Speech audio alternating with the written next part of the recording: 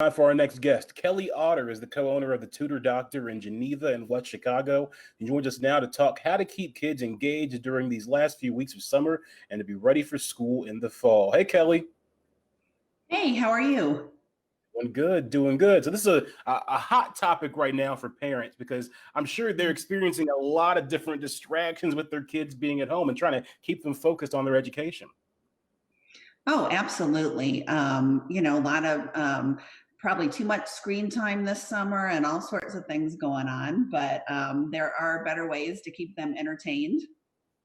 So you came up with some really creative ideas to make it entertainment, education, an at-home scavenger hunt, traveling the world. Talk a little bit about some of your plans. Yeah, so the main thing always is to keep kids reading. So instead of just having them read on their own, you can always do a family book club. So someone in the family picks the book, you read it, and then you discuss it, and then the next person will pick a book. So everyone's getting a little something different when they read. Also, great time to learn new skills and new instruments. So take up the guitar, take up the harmonica, anything like that. Maybe you want to learn to be a photographer this summer. All sorts of new skills that can keep you very engaged. Also, if you want to travel the world virtually, spin that globe with your kids and find a great spot on the globe and look into it, investigate. Maybe you're going to do some meals from that country, and maybe you're going to go to some museums to look up different items from that country. Plenty of ways, plenty of countries, so that could keep you busy all summer. I know that parents can't really afford this opportunity, but to the parent who is just burnt out, they're like, you know what? All we want to do is sit here. Are you raising your hand? Yep, I'm a burnt out one. What would you tell them? There's nothing wrong with kids being bored either. And sending them out into the backyard just to run through the sprinkler and entertain themselves is a classic, no problem, always good in the summer activity. So now that we're entering the dog days of August, that's always a winner. And it's going to be a challenging fall. So I wouldn't necessarily pressure them too much, but just the typical summer activities work also. I absolutely love you say that. Go ahead, Amy. I'll chime in. Because I literally say that to Henry every single day. I'm like, go in your room. You have a bajillion toys. Go play with them. He's like, I don't want them. I'm like, I don't care. Go play. Get out of my hair. And yeah, I love. I think it breeds creativity. They have to come up with new things to do, and they come up with new and engaging things to keep themselves busy that way. Yeah, because that's how it was when we were a kid. Like, not every single moment of the day was structured and planned out.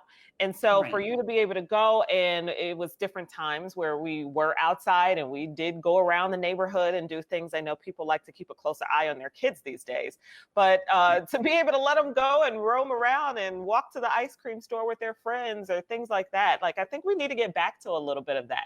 Not planning, not putting so much structure. Place to be. Yeah. Not putting so much structure in your kids' day is what I'm trying to say.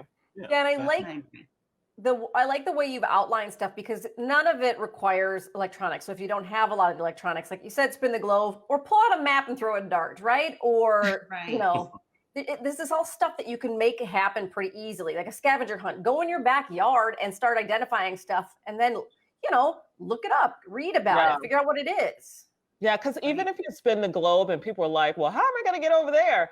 It's still cool to research it, I think. Like, what language is this country speaking, or what do the people look like? I mean, the internet is just such a different resource and tool that we have now. Yeah, absolutely.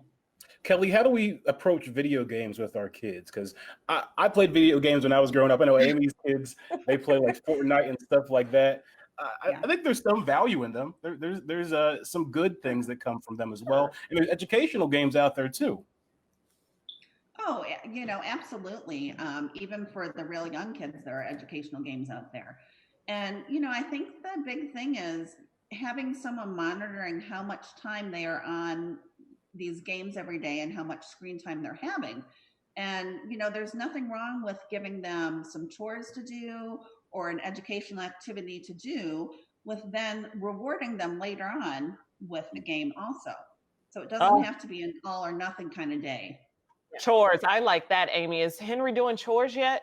Yeah, he is, but and he has specific ones, and I would put more on him. But then, and this is on me, guys. I have to let go because I always have to redo them because he's just. Oh, he's 10 now, Amy. I know. He's 10. Like, he needs to get it right. If he has to mop that floor 3 times, he got to mop it 3 times. That's the way it goes. Cleans the table, he cleans the floors, he has to make his bed, he has to put his clothes away, he has to get him. I actually am starting making him do his own laundry now too, because I'm just sick of arguing with him about it. So. Oh wow, wow. We'll get you a volunteer black mom, like mom come in.